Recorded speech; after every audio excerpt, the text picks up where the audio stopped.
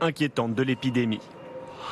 Allez, on vient en France un système d'alerte sur notre smartphone pour éviter de se faire renverser ou encore un casque qui prévient vos proches en cas de chute à vélo. Les innovations pour améliorer la sécurité sur les routes sont nombreuses. Des prix ont été décernés aujourd'hui pour récompenser les nouvelles solutions.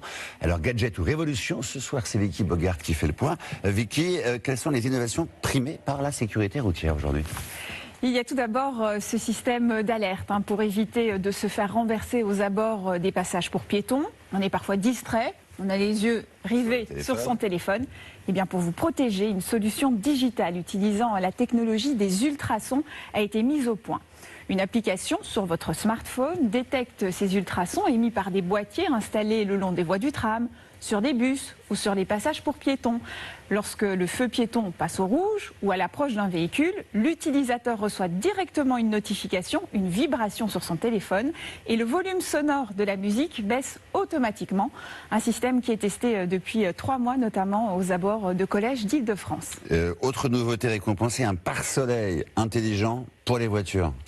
Il bloque le soleil, mais pas la vue. Le pare-soleil classique est remplacé par un écran transparent. Grâce à l'intelligence artificielle et à une caméra, les zones de l'écran susceptibles d'éblouir le conducteur sont assombries. Le reste de l'écran est transparent pour mieux voir la route. Du nouveau aussi pour la sécurité des cyclistes avec un casque connecté.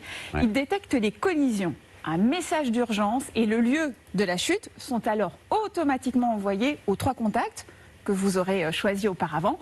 Ces personnes peuvent ainsi alerter les secours. Il faut porter un casque à vélo, c'est important.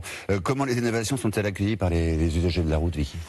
Certaines ont eu du mal à s'imposer. C'était le cas de la ceinture de sécurité quand elle est devenue obligatoire à l'avant en 1973. 60% des Français y étaient opposés. Certains avaient peur de rester coincés en cas de choc. En 1992, c'était l'entrée en vigueur du permis à points qui était contesté. Des routiers avaient alors bloqué de nombreux automobilistes pendant les vacances et des dépôts d'essence.